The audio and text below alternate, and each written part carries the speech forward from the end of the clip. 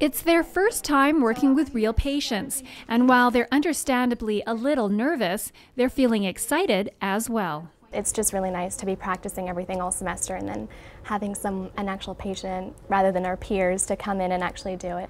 It's going to bring it all to life.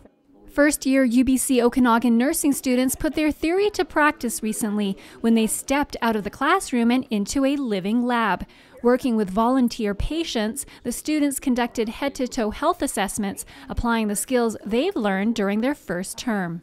Lived experience is so different than textbook.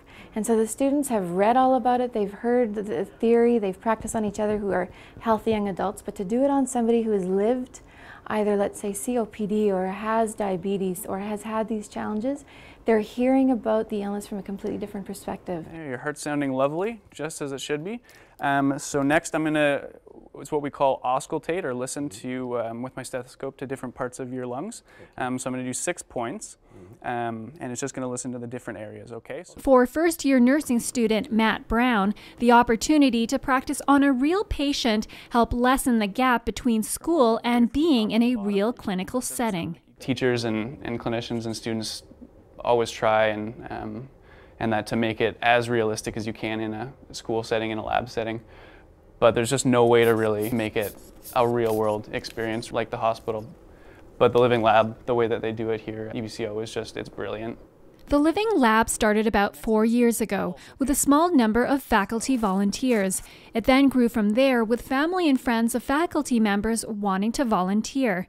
When they opened it up to the public, they had an overwhelming response.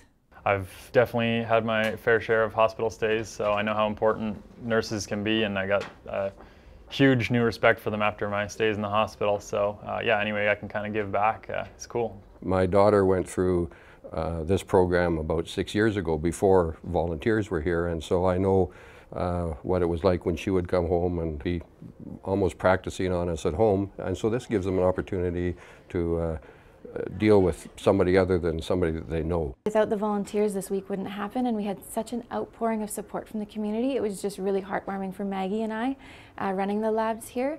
We had so many people that responded to the ad, and when it was put in the media, we really appreciate them because they bring life to Living Lab. At UBC Okanagan in Kelowna, I'm Marianne Okel for Go Okanagan.